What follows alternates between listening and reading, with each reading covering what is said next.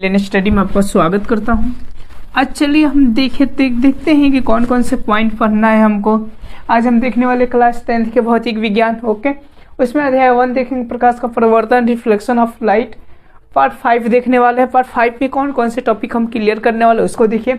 पहले का topic clear करेंगे छाया। छाया किसे कहते हैं, उसके बाद से प्रतिबिंब, उसके बाद से वास्तविक प्रतिबिंब, उसके बाद काल्पनिक या आभासी प्रतिबिंब, उसके बाद से गोलीय दर्पण, उसके बाद से अवतल दर्पण, उत्तल दर्पण। ठीक है ना, ये सारे टॉपिक को हम क्लियर करने वाले हैं।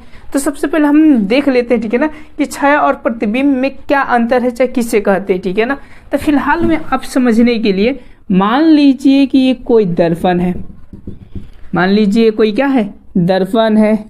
इनका ये प्रधान अक्ष है, इसको P बोलते हैं, इसको हम F बोलते हैं, इसको हम C बोलते हैं। ये सब क्या होते हैं, ठीक है ना, तुरंत हम एथी में बताएंगे। ठीक है ना, अब देखिए ये प्रवर्तक सतह है। ये कौन सा प्रवर्तक सतह है, यानी प्रकाश पड़ेगा लौटेगा। ठीक है ना, अब देखिए मान लेते हैं कि कोई वस्तु यहाँ पर रखी गई है, कोई वस्तु यहाँ पर रखी गई है, जैसे शीशा होता है यहाँ पर होता है। मान लेते हैं कि यहाँ पर कोई वस्तु है। ठीक है ना, अब देखिए अब क्या होता है, अब इससे प्रकाश निकलती है तब हमको दिखाई देती है। तो चलिए मान लेते हैं कि इससे प्रकाश निकलती है तो ये समांतर जाती है।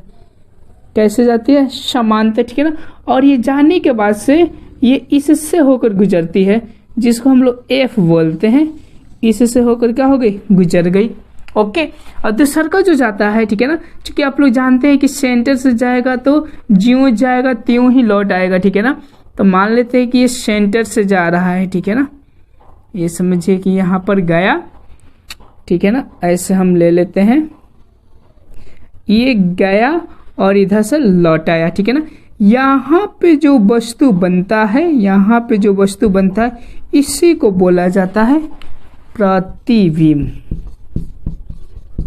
प्रतिबिंब बोला जाता है। ओके, समझ में आया कि प्रतिबिंब यही होता है। प्रतिबिंब क्या यही होता है। तो चलिए अब इसका परिभाषा क्या होगा। ठीक है ना, तो जैसा हम किए वैसा अगर लैंग्वेज में बोल दिए तो परिभाषा हो जाएगा। कैसे, तो एक बार देखिए किसी भी वस्तु से, ठीक है ना, क्या होती प्रकाश आती है, क्या होती है, आती किसी भी स्रोत से, किसी भी का स्रोत से आती हुई प्रकाश की किरणें, क्या आती हुई प्रकाश की, देखिए ये प्रकाश की क्या है, किरणें हैं। अब देखिए परावर्तन के बाद क्या जी, याद रखिएगा यहाँ पे क्या हो रहा है, तो परावर्तन, ठीक है ना, के बाद, ठीक है ना, देखिए के बाद ये दोनों जिस बिंदु पर मिलती है, जिस बिंदु पर मिलती है, या एक और वर्ड आता है कि मिलती हुई प्रतीत होती है, प्रतीत होती है।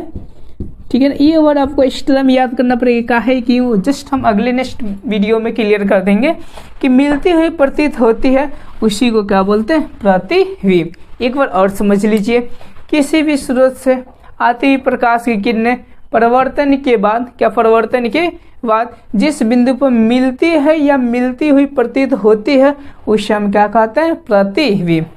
क्लियर हो गया। ठीक है ना, अब चलिए छाया क्या है। ठीक है ना, छाया क्या है तो थोड़ा सा हम समझ लेते हैं। ठीक है ना, कि छाया क्या है, इसका परिभाषा जस्ट हम लिखवा देते हैं। ठीक है ना, आप लोग कॉपी कलम खोल कर रखिए। ठीक है ना, अब देखिए छाया क्या होता है आखिर। ठीक है ना, जैसे आपको कुछ दिखाई दे रहा होगा, देखिए ये जैसे हाथ है, ठीक है ना, हाथ के पास ये जो चीजें होता है ना, ये वाला जो आप दिख रहे हैं, ये वाला, उसी को हम क्या बोलते हैं, छाया। क्या बोलते हैं, छाया।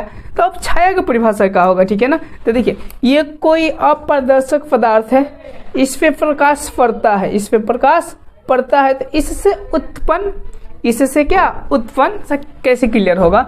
ओके, ये मान लेते हैं कि अपारदर्शक पदार्थ है। ठीक है ना, अब देखिए इस पे प्रकाश आ रहा है तो इधर छाया बन रहा है, क्या बन रहा है, छाया। ठीक है ना, समझ, यानी इधर देखिए अंधेरा एरिया बन रहा है, क्या बन रहा है, अंधेरा एरिया। इसी को हम लोग क्या बोलते हैं, तो छाया बोलते हैं। समझे, जैसे देखिए मैं समझा सकूं आपको। ठीक है ना, कि मान लेते हैं कि यहाँ पर कोई वस्तु है, यहाँ पर कोई क्या है, वस्तु। अब देखिए यहाँ से प्रकाश पड़ता है, यहाँ से प्रकाश पड़ता है, ये देखिए यहाँ से तो लौट जाता है, ये तो क्या हो जाता है, लौट जाता है। लेकिन इधर इसके पीछे जो अंधेरा क्षेत्र होता है, अंधेरा क्या होता है, क्षेत्र होता है, इसी को क्या बोला जाता है, तो याद रखिएगा छाया या इसको क्या शैडो बोला जाता है, ठीक है ना, क्या शैडो बोला जाता है। ओके, समझ में आ गया प्रतिबिंब और छाया, ठीक है ना। प्रतिबिंब ये किरण जाकर ये परिवर्तित होकर मिलती है या मिलती हुई प्रतीत होती है, इससे जो भी चीजें बनता है वो प्रतिबिंब बनता है। और जो ये छाया जो होता है इसके द्वारा, ठीक है ना, ये आपका क्या हो जाता है, माने अंधेरा जो क्षेत्र होता है यही क्या हो जाता है, छाया हो जाता है। ओके, समझे। अब चलिए हम अगले टॉपिक की बात कर रहे हैं, ठीक है ना, क्या चीज देखिए देखिए प्रतिबिंब की परिभाषा लिख लीजिएगा। क्या होगा एक बार बोल देते हैं, ठीक है ना। किसी भी स्रोत से आती हुई प्रकाश की किरणें, लिखा गया, आती हुई प्रकाश की किरणें परिवर्तन के बाद जिस बिंदु पर मिलती है या मिलती हुई प्रतीत होती है उसे हम क्या बोलेंगे, तो प्रतिबिंब बोलेंगे, ठीक है ना। अब चलिए अब फिर वही इमेज को थोड़ा सा फिर से दोहराते हैं, ठीक है ना। जैसे देखिए ये वाला देखिए, ठीक है ना, ये था आपका पी, ये था क्या एफ, ये का था सी, मान लेते हैं कि वस्तु यहाँ पर है, ठीक है ना। अब देखिए ये गया, ठीक है ना, यहाँ से लौटा, ओके, फिर ये गया, ठीक है ना, और यहाँ से ये गया और आया, ठीक है ना। अब देखिए यहाँ पर प्रतिबिंब बना, ठीक है ना। ये अब कैसा प्रतिबिंब है, ये कैसा प्रतिबिंब, तो देखिए वास्तव में यहाँ पर मिल रहा है ना, यहाँ पर क्या वास्तव में मिल रहा है, तो इसको जानते क्या कह दिया गया, ठीक है ना, इसको बोल दिया रियल इमेज, यानी वास्तविक इमेज, वास्तविक क्या प्रतिबिंब, वास्तविक क्या प्रतिबिंब कह दिया गया। ओके, समझे, ठीक है ना। देखिए इसका भी परिभाषा क्लियर हो जाएगा। जो प्रतिबिंब की परिभाषा है ना कि मिलती है या मिलती हुई प्रतीत होती है, तो बस आप जहां पर लिखा है ना कि मिलती हुई प्रतीत होती है उसको हटा दीजिए, वास्तव में मिलती है उसे हम क्या बोलेंगे, वास्तविक प्रतिबिंब बोलेंगे। यानी इसका परिभाषा क्या हो जाएगा, किसी भी बिंदु स्रोत से आती हुई प्रकाश किरणें परिवर्तन के बाद, परिवर्तन के क्या बाद जिस बिंदु पर मिलती है, ठीक है ना, वास्तव में मिलती है उसे हम क्या कहेंगे, वास्तविक प्रतिबिंब। ओके, एक और इमेज बनाता हूं, ठीक है ना, जिससे कि आपको इमेज के माध्यम से समझ में आ जाए कि एक क्या होती है, प्रतीत होती है, कैसे। तो देखिए एक इमेज बनाकर आपको दिखाते हैं, ठीक है ना। चलिए यही इमेज है, थोड़ा सा इसको बदल दिए, थोड़ा सा हम क्या करती है, देखिए उसमें था ये वाला परिवर्तक सतह, अब ये वाला है, ठीक है ना। अब चलिए अब देखिए थोड़ा सा ध्यान से, ठीक है ना। मान लेते हैं यहाँ पर वस्तु रखते, अब देखिए इधर ही आपका पी होगा, इधर ही आपका एफ होगा, इधर आपका क्या होगा, ये क्यों होता है, काहे होता है, जस्ट हम बताएंगे। अब देखिए यहाँ से एक प्रकाश जाएगा, देखिए इधर तरांगा हुआ है तो इधर तो नहीं जाएगा, लेकिन यहाँ से क्या होगा तो इधर जाएगा, ठीक है ना। ऐसे करके ये क्यों जाता है, काहे होता है, जस्ट हम अगले पॉइंट में बताते हैं। एक जाएगा आपका कौन सा, तो समझिए कि प्रधान अक्ष से, कहाँ से जाएगा, सॉरी मुख्य थी सेंटर से जाएगा, ठीक है ना। यहाँ से जब किरण जाएगा, ठीक है ना, तो देखिए ये किरण इधर से जाएगा, ठीक है ना, और फिर क्या होगा, इधर ही लौट आएगा, ठीक है ना। अब देखिए तो ये दोनों किरण वास्तव है ना, ये कभी मिलेगा नहीं ना, तो देखिए इधर हम मिलाते हैं तो ये क्या हो जाता है, मिल जाता है, इधर क्या हो जाता है, मिल जाता है। तो ऐसा लग रहा है यहाँ से आता हुआ प्रतीत हो रहा है, यहाँ से क्या आता हुआ प्रतीत हो रहा है, तो ये जो इमेज हो जाता है आपका, ठीक है ना, यही हो जाता है आपका आभासी इमेज, आभासी प्रतिबिंब हो जाता है। ओके, याद रखिएगा, इसको हम डॉट डॉट से जो भी आभासी होता है उसको हम क्या सूचित करते हैं, और इसको कभी भी पर्दे प्राप्त नहीं किया जा सकता है, ठीक है ना। समझ में आ गया। हाँ, इसका परिभाषा क्या होगा, तो देखिए थोड़ा सा क्लियर कर देते हैं। किसी भी बिंदु स्रोत से आती हुई प्रकाश की किरणें परिवर्तन के बाद, क्या जी, परिवर्तन के बाद, ठीक है ना, जिस बिंदु पर मिलती हुई प्रतीत होती है, याद रखिएगा इसमें एक वर्ड याद रखिएगा, मिलती हुई प्रतीत होती है, उसे हम क्या बोलेंगे, आभासी प्रतिबिंब। ओके, क्लियर हो गया। तो बस दोनों में याद रखिएगा, वास्तविक में वास्तव में मिलती है, आभासी या काल्पनिक में क्या होती है, मिलती हुई प्रतीत होती है, ठीक है ना। अब चलिए हाँ, अगले जो नेक्स्ट टॉपिक पढ़ेंगे वो मोस्ट इम्पोर्टेंट है, क्या है, तो देखिए हम देखते हैं। देखिए यही हमारा टॉपिक था, ठीक है ना, कि जैसे हम देखिए कभी ऐसे दर्पण ले रहे हैं, कभी ऐसे ले रहे हैं, ठीक है ना, ये क्या है, ये क्या है, ठीक है ना। तो मैं आपको बता सकूं कि अब देखिए अब ऐसा दर्पण बनाया जाता है, क्या किया जाता है, बनाया जाता है। तो देखिए अगला हमारा जो टॉपिक है वह है गोलीय ठीक है ना, और क्या, दर्पण। ओके, अब देखिए गोलीय का मतलब समझिए कि जो भी होगा वो कैसा होगा जी, गोल होगा। ओके, कैसा होगा, गोल होगा। अब दर्पण और शीशा दो चीज के बारे में समझिए, ठीक है ना, कि दर्पण क्या होते हैं और शीशा कहने से मतलब क्या होता है, ठीक है ना।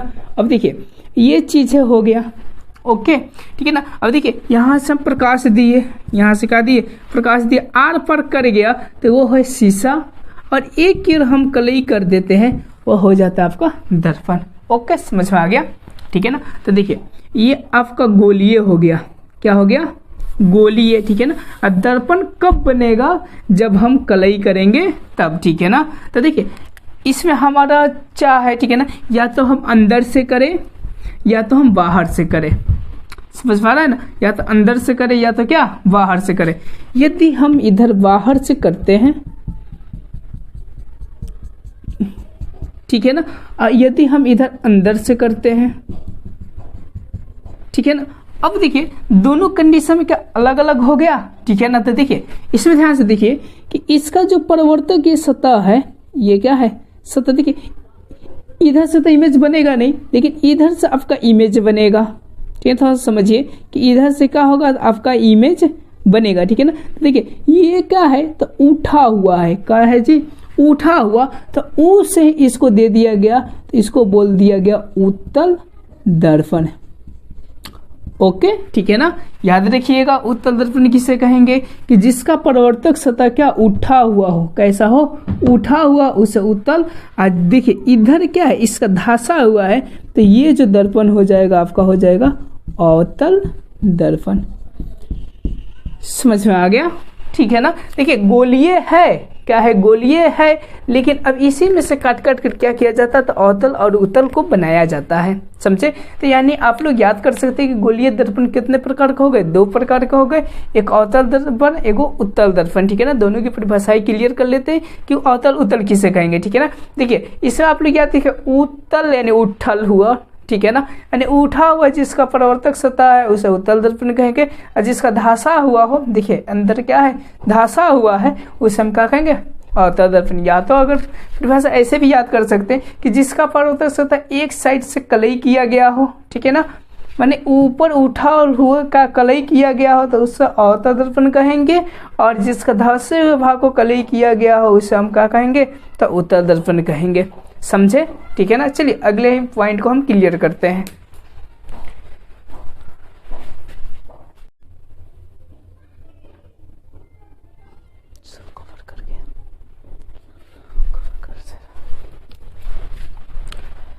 चलिए अब हम अगले पॉइंटेड को देखते हैं, ठीक है ना। अब चलिए सबसे पहले हम क्वेश्चन के लिए इसका हम क्या, तो परिभाषा क्लियर कर लेते, गोलीय दर्पण किसे कहेंगे, ठीक है ना। देखिए ये कोई खोखला है गोला, कोई भी क्या है, खोखले गोले हैं, ठीक है ना, क्या है जी, खोखले।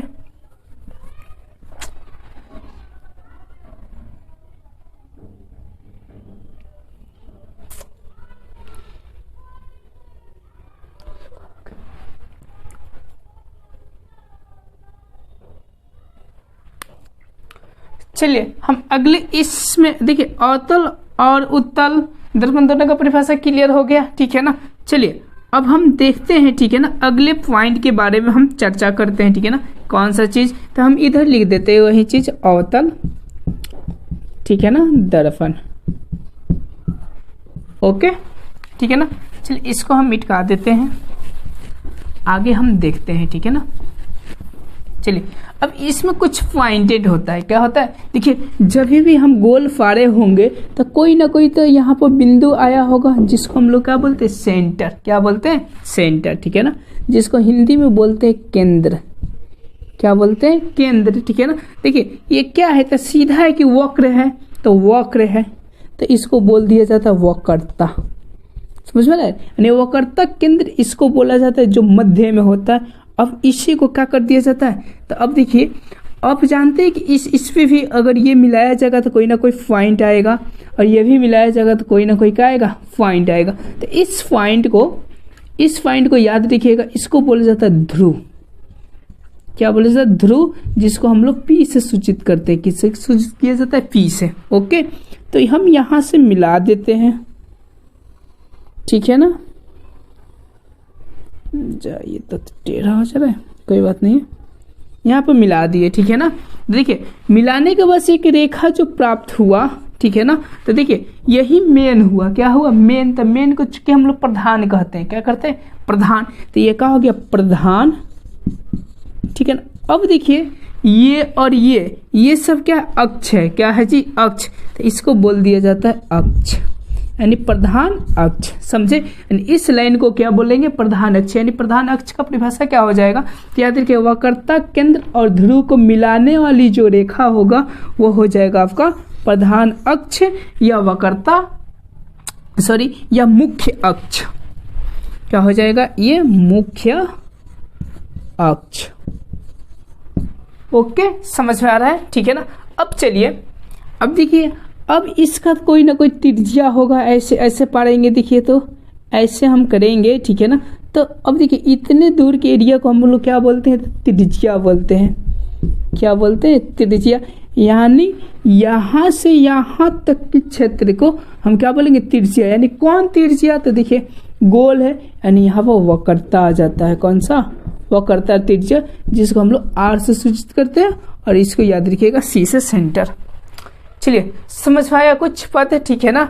अब देखिए ये जो चीजें होता है, ये वाला, ठीक है ना, ये होता है आपका परावर्तक सतह। कौन सा सतह होता है, परावर्तक सतह, ठीक है ना। और उत्तल अवतल तो बता ही दिए, ठीक है ना। इतने आपको माने वर्डों को समझकर आगे बढ़ना है, ठीक है ना। तो समझ में आ गया होगा। अब देखिए पोल यानी ये ध्रुव होता है। क्या होता है, ध्रुव, ठीक है ना। ध्रुव किसे कहेंगे, तो याद रखिएगा कि दर्पण के बीच वाले भाग को, दर्पण के बीच वाले बिंदु को हम लोग क्या बोलते हैं, ध्रुव बोलते हैं।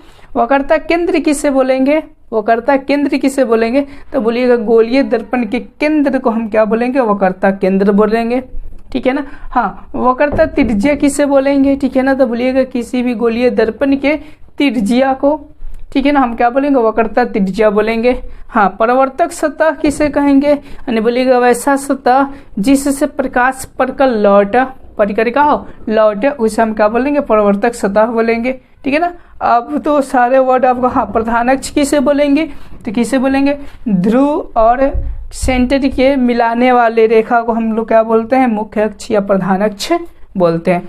टॉपिक समझ में आ गया, ठीक है ना। ये था आपका, ये जो टॉपिक था गोलीय दर्पण के संबंध में कुछ पद, गोलीय दर्पण के कुछ पद जो कि हमको क्या पढ़ना जरूरी है, कुछ पद, ठीक है ना। इतना तो समझ में आ गया होगा।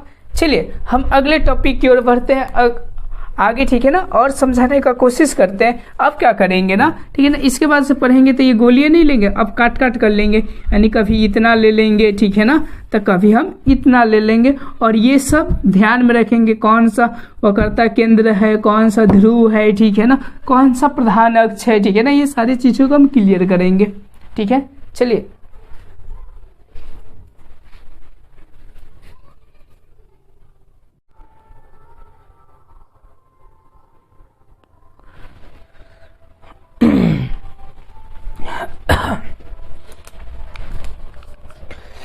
मैं अमित कुमार 2 मिलियन स्टडी में आपका स्वागत करता हूं। चलिए आज की क्लासेस को देखते हैं, ठीक है ना। देखिए आज हम पढ़ने वाले हैं इस पार्ट में, ठीक है ना, कौन सा, गोलीय दर्पण मुख्य फोकस एवं फोकस दूरी। यानी गोलीय दर्पण के मुख्य फोकस एवं फोकस दूरी को इसमें कवर करने वाले ये क्या होते हैं, किसे कहते हैं, मात्र हम आपका एक एक वर्ड में क्लियर करेंगे, ठीक है ना। उसके बाद देखिए अवतल दर्पण का फोकस दूरी क्लियर करने वाले हैं, अवतल दर्पण का फोकस दूरी क्लियर करने वाले हैं, फोकस दूरी और वक्रता त्रिज्या में क्या संबंध होता है, ये सारे जो टॉपिक है बोर्ड मॉडल है, ठीक है ना, इसको पढ़ना अति अनिवार्य है। उसके बाद गोलीय दर्पण के लिए किरण आलेखों की बनावट, यानी कैसे बनावट होती है, यही सारी चीज़ों को हम क्या करने वाले इसमें कवर करने वाले हैं। तो चलिए हम देखते हैं, ठीक है ना, शुरू से। देखिए पहले का क्या है कि गोलीय दर्पण का मुख्य फोकस एवं फोकस दूरी, ठीक है ना, तो इसी को जानते हैं कि क्या होता है, ठीक है ना। तो चूंकि थोड़ा सा मैं पिछले क्लास के पिछले थी के बारे में बता दूं, ठीक है ना, कि आपका जैसे गोल होता है, ठीक है ना, ये सब तो इसमें कवर होगा ना। चलिए देखते हैं, ठीक है ना।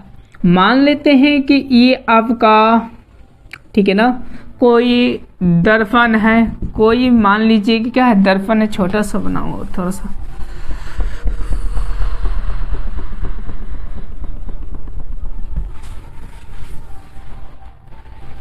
देखिए ये कोई आपका समझिए कि दर्पण है, कोई दर्पण है, कोई क्यों, ये आपको हम चुटकी बता चुके हैं कि ये कौन सा दर्पण है। तो आपको बताया गया है कि ये जो दर्पण है आपका वो कौन सा है, तो अवतल दर्पण। कौन सा दर्पण है, अवतल दर्पण, ठीक है ना, बता दिया गया। हाँ एक चीज़ और बताया होगा कि इसका ये जो होता है वो प्रधान अक्ष होता है, जो कि आपका ध्रुव, ठीक है ना, और सेंटर को मिलाने वाला होता है। ध्रुव और सेंटर को क्या मिलाने वाला होता है। ओके, यहाँ तक तो आपको बता दिया गया है, ठीक है ना। अब देखिए, अब मान लेते हैं कि कोई यहाँ पे वस्तु है, यहाँ पे क्या है, कोई वस्तु है, ठीक है ना। तो आपको बताया गया होगा कि कोई भी प्रकाश किरणें जो होती है वो समांतर चलती है। कैसे चलती है, समांतर, ठीक है ना। तो मान लेते हैं कि ये कैसी गई, समांतर गई, ठीक है ना, और यहाँ पर टकराई। तो एक चीज़ आपको पहले ही बता दिया गया होगा परावर्तन के नियम में कि कोई भी ये दर्पण है, ठीक है ना, जब यहाँ पर प्रकाश आती है, टकराने के बाद से देखिएगा यहाँ से एक लंब बनता है, जो कि ये जो कोण आई होता है, इतने ही कोण बनाते हुए यानी क्या होती है, लौटती है। इतने ही कोण बनाते हुए क्या होती है, लौटती है। तब यहाँ पर भी वही काम होता है। तो यहाँ ये है ना सेंटर, ठीक है ना, तो सेंटर से ऐसे जब करेंगे तो ये हो जाता है आपका लंब। क्या हो जाता है, ये आपका क्या हो जाता है, लंब हो जाता है, ठीक है ना। और ये कोण क्या हो जाता है, आई। तो इतना ही बनाकर, लगभग इतना ही क्या होकर बनाकर, ठीक है ना, लगभग मान लेते हैं कि इतना, ठीक है ना। तो ये क्या होती है, तो यहाँ से परावर्तित होती है, यानी परावर्तित का मतलब कि हमें सीधा बना सकूं, ठीक है ना।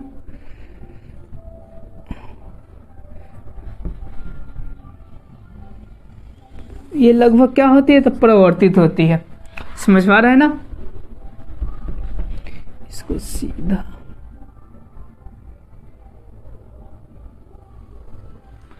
ठीक है ना। मान लेते हैं क्या होती है, परावर्तित हो गई, ठीक है ना।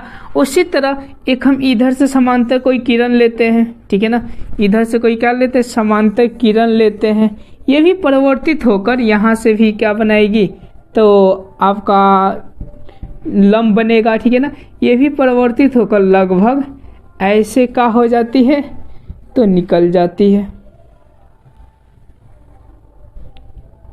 ठीक है ना। अब चित्र को ध्यान से देखियो, ठीक है ना, और कुछ पॉइंटेड के यहाँ पर क्लियर किया जाएगा, ठीक है ना। देखिए फिर से देख लीजिए कि कोई भी ये दर्पण है, तो कौन सा दर्पण है, अवतल दर्पण है। ओके, देखिए हम जो बातें करने वाले हो क्या चीज़ के बारे में, तो गोलीय दर्पण मुख्य फोकस एवं फोकस दूरी के बारे में हम क्लियर करने वाले। ये क्या होते हैं, आप चित्र के माध्यम से समझने की क्या कीजिए, कोशिश कीजिए, ठीक है ना। तो देखिए कोई ना कोई गोलीय दर्पण है, यानी जब भी हम गोलीय दर्पण कहते तो दो गो समझिएगा, अवतल और उत्तल दोनों, ठीक है ना। तो देखिए ये हम अवतल ले लिए, और समझिए कि प्रकाश के प्रधान अक्ष के समांतर किरण लिए, फिर प्रकाश अक्ष के क्या लिए, समांतर किरण लिए, और क्या हो रहा है, तो ये गुजर रहा है, ये क्या हो रहा है, गुजर रहा है। तो गुजरने के पास देखिए एक पॉइंट पर दोनों जाकर क्या हो रहा है, तो मिल रहा है, दोनों जाकर क्या हो रहा है, मिल रहा है, यानी फोकस हो रहा है। क्या हो रहा है, जाकर एक ही पॉइंट पर का मिल जा रहा है, कि एक ही पॉइंट पर जाकर मिल जा रहा है, तो कहते हैं कि फोकस किया है, यानी एक पॉइंट पर जाकर मिलने के मतलब का फोकस। तो इसको जानते, इस पॉइंट को हम लोग कह देते हैं फोकस। इस पॉइंट को क्या बोल देते हैं, फोकस। समझ पा रहा है। और इसको जो संकेत किया जाता है वो 12F से संकेत किया जाता है। 12F से क्या किया जाता है, संकेत कर दिया जाता है, ठीक है ना।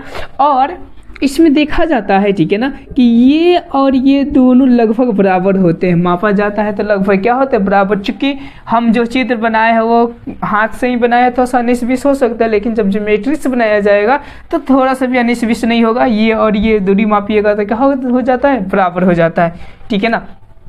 तो देखिए यहाँ तक तो समझ गए फोकस, इसी को हम लोग क्या कहते हैं, फोकस कहते हैं। इसी को क्या कहते हैं, फोकस।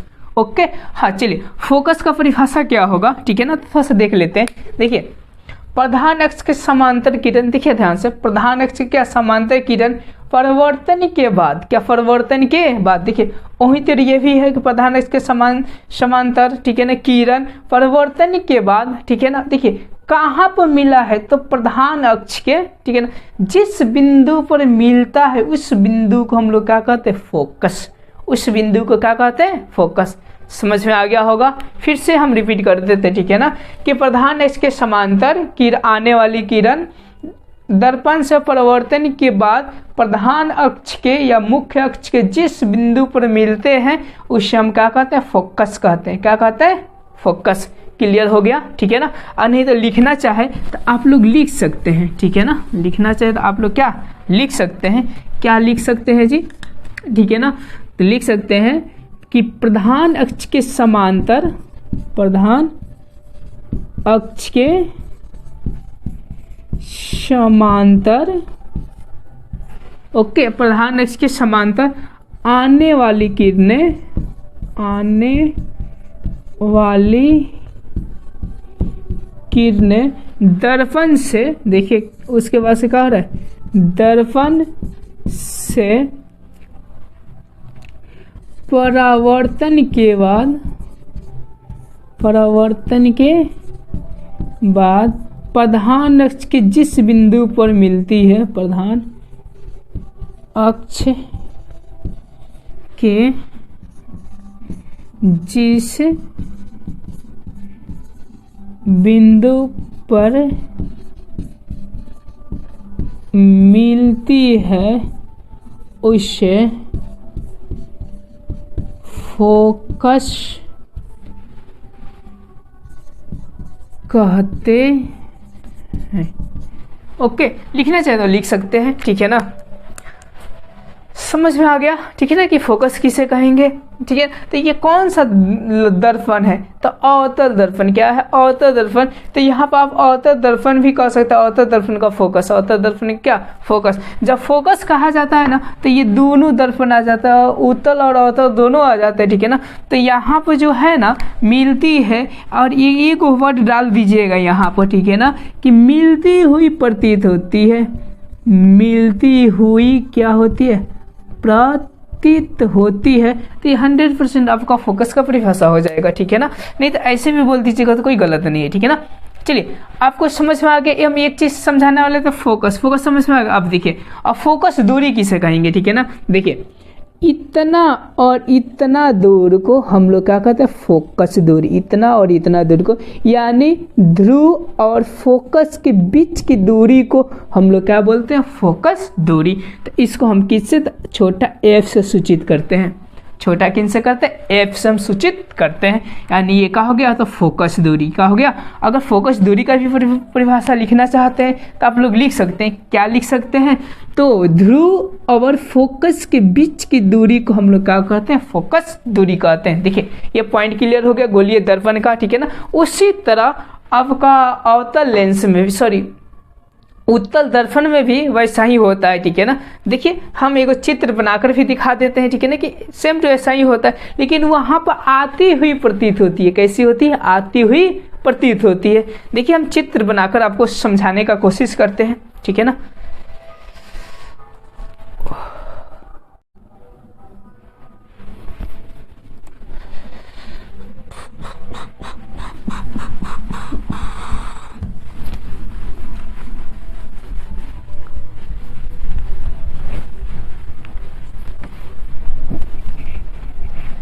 देखिए फटाक से आपका, ठीक है ना, हम किसका, तो उत्तल, ठीक है ना, दर्पण का, ठीक है ना, हम बनाने की कोशिश कर। देखिए ये लगभग ऐसा होता है, इधर से क्लियर होता है, ठीक है ना।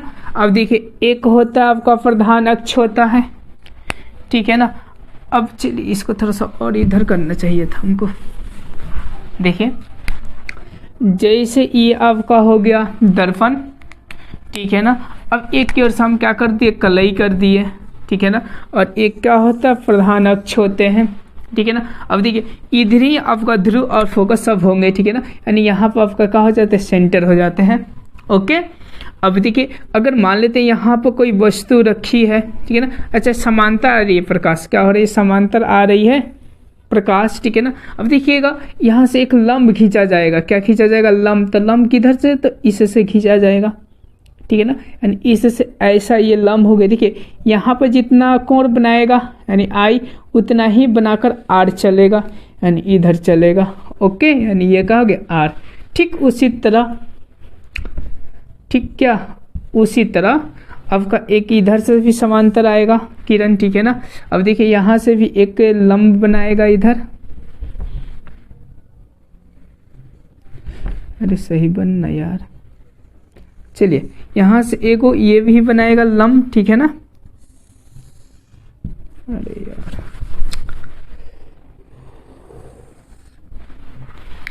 ठीक है ना, ये बनाएगा। देखिए इतना, तो ये देखिए लौटेगा तो इतना ही होकर लौटेगा, ठीक है ना। अब देखिए ये और ये किरण कभी मिलने की संभावना है नहीं ना। तो अब देखिए इसको हम पीछे मिलाते हैं, किधर मिलाते हैं, पीछे की ओर, ठीक है ना। हम पीछे की ओर क्या हो गया, मिला दिए, और इसको भी, ये वाले किरण को हम पीछे की ओर क्या कर दिए, मिला दिए, ठीक है ना। तो ये पॉइंट मिलता है, ठीक है ना। यही पॉइंट आपका क्या कहलाता है, इसका फोकस कहलाता है। यही पॉइंट क्या कहलाता है, फोकस। समझ में आया। तो देखिए यहाँ पर क्या आती हुई प्रतीत होती है, वास्तव में नहीं है, पर यहाँ पर क्या आती हुई प्रतीत होती है। बस हम इतना ही दिखाना चाहते थे कि यहाँ पर क्या तो आता हुआ प्रतीत होता है, ठीक है ना। तो हाँ, अगर पूछे कि उत्तर दर्पण का फोकस, ठीक है ना, किसे कहते हैं, फोकस किसे कहते हैं, तो देखिए बस जहाँ पर मिलती है ना वहाँ पर बस बोल दीजिएगा आती हुई प्रतीत होती है, उसी को क्या कहते हैं, उत्तर दर्पण का फोकस कहते हैं। एक बार और रिपीट करते परिभाषा की क्लियर हो जाए। देखिए क्या चीज, तो प्रधान अक्ष के समांतर आने वाली किरणें परिवर्तन के बाद, क्या परिवर्तन के बाद, ठीक है ना, प्रधान अक्ष के जिस बिंदु से आती हुई किरण प्रतीत होती है उस बिंदु को हम लोग क्या बोलते हैं, तो फोकस बोलते हैं, ओके। हाँ, फोकस दूरी किसे कहेंगे, तो इसको चूंकि ध्रुव बोलते हैं, क्या बोलते हैं, ध्रुव। यानी कहिएगा कि ध्रुव और फोकस के बीच की दूरी को हम लोग क्या कहते हैं, तो फोकस दूरी, जिसको हम लोग एफ से सूचित किया जाता है। समझ गए होंगे, ठीक है ना। बस इतने समझाना चाहते थे कि आती हुई प्रतीत होती है, चित्र के माध्यम से आप लोग दिमाग में थोड़ा चित्र बैठा कर रखिएगा, ठीक है ना। चलिए हम अगले टॉपिक की बात करते। देखिए ये दोनों हो गया आपका टॉपिक। और उत्तर दर्पण का फोकस तो याद रखिएगा मिलती है, ओके। हाँ, उत्तर दर्पण का फोकस याद रखिएगा क्या होती है, तो आती हुई प्रतीत होती है। तो आपको एक चीज पढ़ाए होंगे, ठीक है ना। देखिए क्या चीज पढ़ाए होंगे, अब सारी, ठीक है ना, अभिसारी किरण पुंज, ठीक है ना। नहीं देखे होंगे तो पिछले क्लास वीडियो में जाकर देख लीजिएगा। अब सारी के मतलब अपने आप से किरण निकलकर, माने एक पॉइंट से निकलकर फैलती जाए, एक पॉइंट से निकलकर कहाँ होती जाए, फैलती जाए, उसे हम क्या बोलेंगे, अब सारी। अभी सारी क्या कहेंगे कि एक पॉइंट पर आकर मिल जाए, एक पॉइंट पर आकर मिल जाए, यानी ऐसे जब होगा तो अभिसारी, और जब ये ऐसे होगा यानी एक पॉइंट से निकलेगा तो उसे हम क्या कहेंगे, अपसारी। क्या कहेंगे, अपसारी। आप लोग को आंख से कुछ दिखाई दे रहा होगा कि देखिए यहाँ से आपको क्या लग रहा है, यहाँ से देखिए तो ये निकल रहा है, क्या ये निकल रहा है, यानी एक जगह से फैल रहा है ना। तो इसको हम शौक से, इसी कारण इसको शौक से हम लोग क्या बोलते हैं, तो अपसारी। देखिए एक जगह से, तो इसको क्या बोला जाता है, तो अपसारी दर्पण भी कहा जाता है, ठीक है ना। कभी कभी पूछ देता है, ठीक है ना, क्या पूछता है, पूछता है कि उत्तर दर्पण को अपसारी दर्पण क्यों कहते हैं। तो बस इतना ही पेन से याद रखिएगा, क्योंकि यह एक जगह से निकलती हुई प्रतीत होती है। इसमें एक जगह से निकलती हुई क्या प्रतीत होती है। जस्ट अभी बनाए थे आपका कौन सा चित्र, तो अवतल का। तो उसमें देखिए एक पॉइंट पर जाकर मिला था, मैंने यहाँ से आया था और ऐसे, ठीक है ना, फिर यहाँ से आया था, फिर ऐसे बनाए थे ना, ठीक है ना। तो यहाँ पर जाकर मिला था, एक पॉइंट पर मिला था, तो इसको हम लोग क्या बोलते हैं, तो याद रखिएगा अभिसारी। क्या बोला जाता है, तो अभिसारी दर्पण बोला जाता है। ओके, क्लियर हो गया होगा, समझ गए होंगे। चलिए अगले पॉइंट की बात करते हैं, ठीक है ना, इसको मिटाते हैं।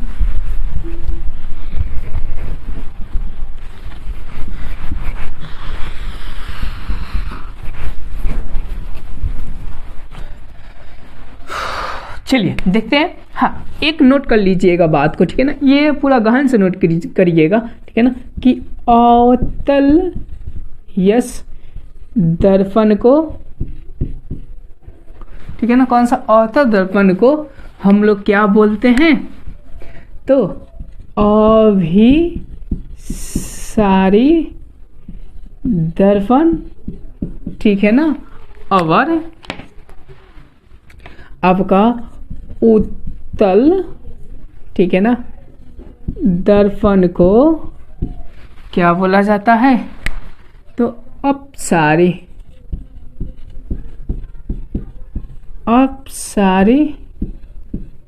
दर्पण। ओके, समझ में आ गया। इतना पॉइंटेड आप लोग ध्यान में रखिएगा, ठीक है ना। अब चलते हैं कि अब हम देखते हैं, ठीक है ना, देखिए इसमें आपको ज़्यादा इसके बारे में पढ़ने को मिलेगा, अवतल दर्पण के बारे में। किसके बारे में पढ़ने को मिलेगा, अवतल दर्पण के बारे में, ठीक है ना, और उत्तल दर्पण के बारे में कम पढ़ने को मिलेगा। क्यों, तो इसका जवाब जस्ट आपको आगे मिल जाएगा, ठीक है ना। तो चलिए अब देखिए हम अगले पॉइंट को क्लियर करने वाले हैं, फोकस दूरी और वक्रता त्रिज्या में क्या संबंध होता है, ठीक है ना। देखिए हम क्लियर इसको मिटा दें, ठीक है, नहीं लिखना चाहते हैं तो लिख लीजिए, ठीक है ना। देखिए अब हम बना रहे हैं, ठीक है ना, ये बताइए कौन सा दर्पण है, कौन सा, उत्तल है क्या अवतल, जी नहीं, ये ना अवतल है ना उत्तल है। इसका निर्णय कब होगा, जब कलई एक की ओर से किया जाएगा तब। तो देखिए इधर से कलई किया गया, ठीक है ना, तो यानी अंदर वाला परावर्तक सतह है, तो इसीलिए इसको क्या बोलते हैं, तो अवतल। ये बात हमेशा याद रखिएगा, इसको क्या बोल देंगे, अवतल दर्पण, ठीक है ना। अब चलिए अब देखिए क्या होता है, तो यहाँ पे एक ध्रुव होता है बीचों बीच, जिसको पी बोला जाता है, ठीक है ना। अब देखिए अब यहाँ से एक आपका समझिए कि एक मुख्य अक्ष होता है, जिसको हम लोग आम भाषा में क्या बोलते हैं, प्रधान अक्ष बोलते हैं, ठीक है ना। अब देखिए इसका एक सेंटर होगा, जिसको हम लोग सी बोलते हैं, लेकिन अब फोकस मिला कि आधा आधा हम लोग को अभी फोकस मिला, ठीक है ना। अब देखिए यहाँ से यहाँ तक को, ठीक है ना, चूंकि हम लोग क्या बोलते हैं, त्रिज्या बोलते हैं।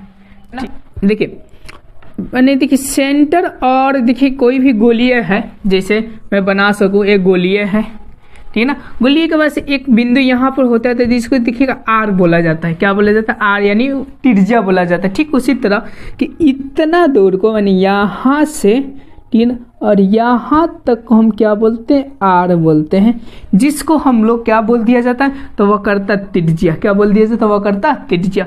और यहाँ से, ठीक है ना, यहाँ से और यहाँ तक के बीच को हम लोग क्या, छोटा एफ, छोटा एफ के मतलब क्या हो गया आपका, तो समझिए कि फोकस, क्या हो गया जी, फोकस। अब आपको बताना है, ठीक है ना, कि इसमें और इसमें दोनों में क्या संबंध होता है, दोनों में क्या संबंध होता है। तो देखिए ये आधा और ये आधा, इसका मतलब कि ये एफ है, तो ये भी तो एफ हो जाएगा, ये आधा होता है, इसको हम बाद में सिद्ध करवाएंगे, ठीक है ना। लेकिन संबंध क्या होता है उसको हम देख लेते हैं, ठीक है ना। तो देखिए हम आर के बराबर, ठीक है ना, देखिए ये दोनों को जोड़ कर लिख सकते हैं, एफ प्लस एफ, कोई दिक्कत, क्योंकि आधा आधा होते हैं, ठीक है, कब, जब मापा जाता है तब, ठीक है ना। अब देखिए यहाँ से हम क्या चीज़ लिख सकते हैं, देखिए आर अब बराबर क्या, यहाँ से एफ, एफ कितना हो जाएगा, 2f हो जाएगा ना, ठीक है ना। यही क्या होता है, संबंध होता है, यही क्या होता है, संबंध। अगर इसको और भी आपका एफ बराबर अगर लिखना चाहे तो ये एफ तो एफ होगा, देखिए गुना में है तो बट्टा में चल जाता है, तो यानी आर अब वाई क्या हो जाता है, 2, यानी एफ क्या हो जाता है, r/2, यानी यूँ समझिए कि वो करता त्रिज्या की क्या हो जाती है, आधी हो जाती। अब इससे क्वेश्चन बोर्ड में पूछता है, आपका बोर्ड मॉडल क्वेश्चन कैसे, तो लैंग्वेज में पूछ देता है। इसी को किस में पूछता है, लैंग्वेज में। कैसे पूछता है, चूंकि हम देखते हैं, ठीक है ना, पूछता है कि कोई भी गोलीय दर्पण का, ये अवतल उत्तल दोनों के लिए सत्य है, ठीक है ना। पूछता है कि कोई भी गोलीय दर्पण, कोई भी गोलीय दर्पण में, ठीक है ना, वक्रता त्रिज्या और फोकस में क्या संबंध है, वक्रता त्रिज्या और फोकस में क्या संबंध है। देता है आधी, दुगुनी, तीन गुनी, चरगुनी। हाँ, आपने आंसर सही बताया, ठीक है ना। क्या है, तो आपकी आंख से दिखाई दे रहा है कि दोगुनी। कौन सा होगा आंसर इसका, दोगुनी। समझ में आ रहा है, कब, जब पहिल का वक्रता, त्रिज्या और फोकस के बारे में पूछे तब, ठीक है ना। यदि ये बदल दिया, पहले बोल दिया फोकस और वक्रता त्रिज्या में क्या संबंध है, फोकस और वक्रता त्रिज्या में क्या संबंध है, तो 1/2 के मतलब आधी। क्या है, तो 1/2 के मतलब क्या, आधी संबंध है। इन दोनों पॉइंटों को आप लोग लिख लीजिएगा, कहीं लिखना चाहे तो। ये मोस्ट इंपॉर्टेंट क्वेश्चन है, ठीक है ना। समझ में आ गया होगा, ठीक है ना। तो ये भी आपका क्लियर हो गया। फोकस दूरी और वक्रता त्रिज्या में क्या संबंध है, ठीक है ना। देखिए पहले फोकस दूरी कह रहा है ना, आंख मूंद का आधा हो जाएगा वक्रता त्रिज्या का, ठीक है ना। अगर यही पहले बोल दिया वक्रता त्रिज्या, ठीक है ना, तब फोकस दूरी का समझिए कि क्या हो जाती है, क्या हो जाती है, क्या हो जाती है, तो आधी हो जाती है, ठीक है ना। चलिए ये तो समझ गए, ठीक है ना। अब चलिए अगले पॉइंट के बारे में समझते हैं, ठीक है ना। अगले पॉइंट क्या है, तो देखिए यही पॉइंट है कि मान लेते हैं कि ये तो दर्पण के बारे में तो आ गया, ठीक है ना। अब बताइए इसका हम लोग यूज करेंगे कि नहीं करेंगे, कि पढ़ कर उसी तरह छोड़ देंगे, तो आप बोलिएगा कि यूज इसका होगा तो होगा, ठीक है ना। तब हम क्या करते हैं, तो इसका यूज करते हैं। क्या किया जाता है, तो इसका यूज। अब कैसे, ठीक है ना, अब हम पाई जानते हैं कि कैसे हम यूज इसको करें, ठीक है ना, कौन कौन काम में किया जाए, ठीक है ना। तो चलिए हम देखते हैं, ठीक है ना।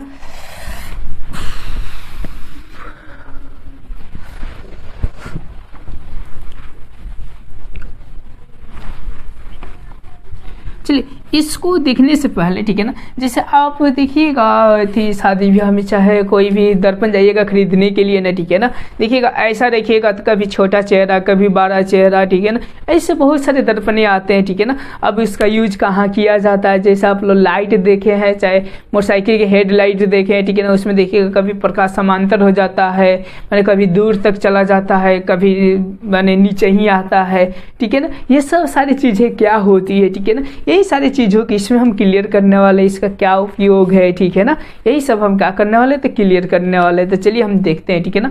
तो उसको देखने से पहले, ठीक है ना, अब हमको ये जानना जरूरी है कि ये दर्पण हो गया, ठीक है ना, कौन सा दर्पण हो गया, तो चूंकि बताए कि ये अवतल दर्पण, बार बार इसलिए लिख रहे हैं कि आपको याद हो जाए कि ये अवतल दर्पण है तो है, ठीक है ना, ये दूसरा है वह नहीं, ठीक है ना। अब देखिए इसमें एक क्या होता है, तो प्रधान अक्ष होता है। क्या होता है, प्रधान अक्ष, जिसको हम P, इसको F और इसको क्या C, तीनों का मतलब समझ गए होंगे, ठीक है ना। अब जानना जरूरी है कि कोई भी वस्तु को हम लेते हैं, कोई भी वस्तु को हम लेते हैं तो कम से कम इससे कितने किरणें को गुजार सकते हैं, कम से कम कितने किरणों को गुजार सकते हैं। यही पढ़ेंगे कि गोलीय दर्पण के लिए किरण आलेख, माने किरण आलेख की बनावट के मतलब कि हम यहाँ से कितने को लेकर, ठीक है ना, कोई भी हम वस्तु का प्रतिबिंब बना सकते हैं। ओके, समझ में आ रहा है, माने हम क्या कहने को चाहते हैं, ठीक है ना, ये कहना चाह रहे हैं, ठीक है ना, कि कोई भी प्रतिबिंब बनाना है, कोई भी प्रतिबिंब हमको बनाना है तो कम से कम कितने रेखे लेंगे, तो कम से कम आपको पहले ही में बता दिया गया है, कम से कम 2, कम से कम कितने, 2, ठीक है ना। क्योंकि देखिए जीवन भी चलाने के लिए कम से कम 2 होना चाहिए, ठीक। उसी तरह ये भी याद रखिएगा कि इसका भी प्रतिबिंब बनाने के लिए कम से कम 2 होना चाहिए। अब पूछेगा कौन कौन से रेखा ले 2, कौन कौन सा रेखा ले 2, तो यही चीज़ों को हम बताने वाले हैं, ठीक है ना। पहले में याद रखिएगा, पहले में क्या, तो कोई भी वस्तु हो गया, ठीक है ना, पहले में समांतर लीजिएगा, क्या लीजिएगा, समांतर, ठीक है ना। जब आप समांतर लेंगे तो ये कहाँ से गुजरेगा, तो याद रखिएगा ये जो गुजरेगा आपका फोकस से होते हुए गुजरेगा, ये पहला में आप लोग याद रखिएगा, ठीक है ना, कि जब प्रकाश की किरणें, जब प्रकाश की किरणें प्रधान अक्ष के समांतर हो, क्या प्रधान अक्ष के समांतर हो, ठीक है ना, तो वो कहाँ से गुजरता है, तो फोकस से गुजरता है। इस पॉइंट को आप लोग लिख लीजिए, इस पॉइंट को आप लोग क्या कर लीजिए, कॉपी में लिख लीजिए कि जब प्रधान अक्ष के समांतर, प्रधान अक्ष के समांतर कोई किरण आलेख हो, परिवर्तन के बाद फोकस से गुजरेगा, कहाँ से गुजरेगा, फोकस। ओके, ठीक है ना। अब देखिए अब दूसरा का पॉइंटेड क्या हो जाएगा, ये हो जाएगा, ठीक है ना, कि जब, ठीक है ना, फोकस पे लाइट दी जाए, कहाँ दी जाए, फोकस पे, ठीक है ना, कहाँ दी जाए, फोकस पे लाइट दी जाए, ठीक है ना, तो वो किससे होकर गुजरेगा, तो यहाँ से जब पड़ेगा ना फोकस से, ठीक है ना, तो परिवर्तन के बाद यानी दर्पण पे पड़ने के बाद, ठीक है ना, ये प्रधान अक्ष के समांतर किरण जाएगी, ये प्रधान अक्ष के कहाँ जाएगी, समांतर। जैसे लाइट देखे हैं, देखिएगा ऐसा ही गोल होता है, और देखिएगा इधर कलई किया रहता है, अब बॉल को ऐसे जगह सेटिंग किया जाता है ना, ठीक है ना, जैसे पड़ने वाले प्रकाश, ठीक है ना, सब फोकस पर पड़े और सबके सब समांतर हो जाते, देखिएगा। और जो एक तेथी होता है ना, जो चमकीला, ठीक है ना, वैसा ही होता है, ठीक है ना। तो यहाँ से अब देखिए, अब समझ में आ रहा है, एगो सीधा तो एगो उल्टा लगभग एक ही होगा, यानी दूसरे के पॉइंट आप लोग क्या लिखिएगा, ठीक है ना, क्या लिखना है, जब फोकस से होकर जाती है किरणें परिवर्तन के बाद, क्या परिवर्तन के बाद प्रधान अक्ष के समांतर हो जाती है, क्या हो जाती है, प्रधान अक्ष के समांतर हो जाती है। पहले का क्लियर हो गया, दोनों क्लियर हो गया, अपोजिट सीधा और उल्टा दोनों हो गया, ठीक है ना। अब चलिए दूसरका तीसरका, ठीक है ना, कौन से किरण हम ले सकते हैं, ठीक है ना, तो हम देखते हैं कि दूसरका तीसरका कौन से किरण हम ले सकते हैं, ठीक है ना। देखिए दूसरका हम कौन सा लेंगे किरण आलेख बनाने के लिए, ये आपको आगे समझ में ज़्यादा आएगा, अभी फिलहाल में उतना नहीं आएगा, लेकिन एक बार देख लीजिए, ठीक है ना। देखिए यहाँ पर वस्तु है, ठीक है ना, और देखिए दूसरका कौन सा किरण अधिकांश लिया जाता है, दूसरका लिया जाता है, चूँकि आपको बता चुके हैं, क्या बताए हैं, जब ये कहाँ से, तो सेंटर से हो, कहाँ से हो, सेंटर से, ठीक है ना। तो देखिए जब हम सेंटर से प्रकाश को लेते हैं, कहाँ से लेते हैं, जब हम सेंटर से, तो चूँकि जानते हैं कि जब सेंटर से लिया जाता है तो ज्यों जाता है, ठीक है ना, परिवर्तन के बाद त्यों ही लौट आता है, त्यों लौट आता है, ठीक है ना। तो ये हम दूसरे के किरण आलेख लेंगे, कब, तो कोई भी प्रतिबिंब बनाने के लिए, समझ में आया।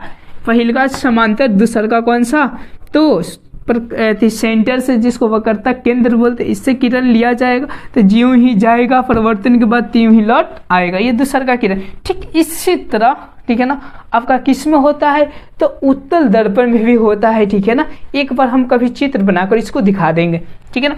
ये हो गया दूसरा का। अब देखिए तीसरा का कौन सा हम किरण ले सकते हैं, ठीक है ना।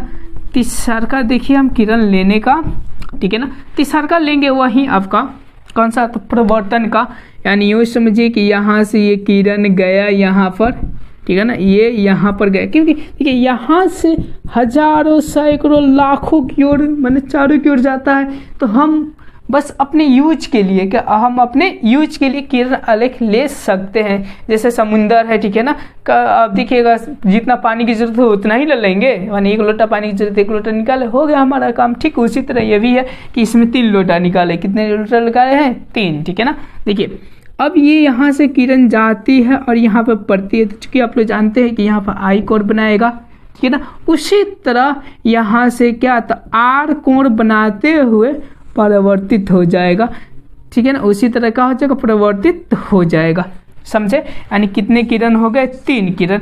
इसका यूज नेक्स्ट वीडियो में बहुत होगा, नेक्स्ट वीडियो में क्या होगा, बहुत होगा। बस अभी फिलहाल में अपने दिमाग में इतने चित्र को क्या कर लीजिए, बैठा लीजिए। थैंक यू आज के लिए, ठीक है ना। एक बार रिपीट कर देते हैं कि आप क्या क्या पढ़े हैं, ठीक है ना। देखिए रिपीट कर रहे हैं, गोलीय दर्पण का मुख्य फोकस है फोकस दूरी। गोलीय दर्पण जब भी कहे तो याद रखिएगा होता दोनों, ठीक है ना। तो फोकस किसे कहेंगे, तो आपको बता दिया गया कि प्रधान अक्ष के समांतर, क्या जी, प्रधान अक्ष के समांतर किरणें, ठीक है ना, परिवर्तन के बाद प्रधान अक्ष के जिस बिंदु पर मिलती है उसे हम फोकस कहते हैं, ठीक है ना, या मिलती हुई प्रतीत होती है तो इसे फोकस कहते हैं। लेकिन अब दोनों में अंतर हो जाता है, वास्तव में मिलती है उसे हम क्या बोलेंगे, अवतल दर्पण का फोकस, ठीक है ना। मिलती हुई प्रतीत होती है उसे हम कहेंगे उत्तल दर्पण का फोकस, ठीक है ना। क्लियर हो जाएगा। फोकस दूरी किसे कहेंगे, तो ध्रुव और फोकस के बीच की दूरी को हम क्या कहेंगे, फोकस दूरी कहेंगे। हाँ, ये दोनों के दोनों परिभाषा क्लियर हो गया। फोकस दूरी और वक्रता त्रिज्या में क्या संबंध है, तो संबंध यही था कि r बराबर क्या 2f या f बराबर, ठीक है ना, r/2 क्या 2, यही क्या है संबंध है, यही क्या है संबंध है। इससे हम एक क्वेश्चन भी कर लेंगे बाद में, ठीक है ना।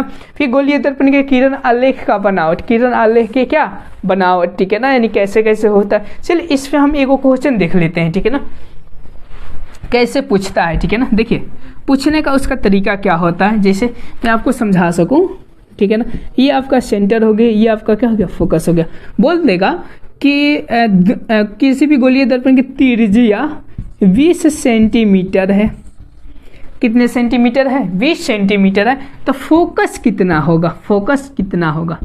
ठीक है ना। तो चूंकि जानते हैं आप लोग, ठीक है ना, कि हाई और हाई दोनों बराबर होते हैं, तो देखिए 2 से भाग कर देंगे तो कितना 10, यानी फोकस जो होगा वो 10 सेंटीमीटर होगा। ठीक है ना।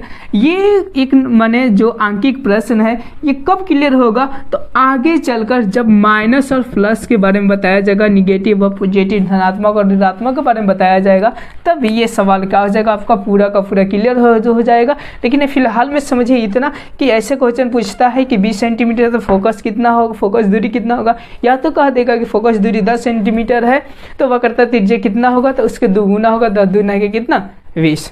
ओके, समझ गए। ठीक है ना। चलिए अब नेक्स्ट वीडियो में मिलते हैं।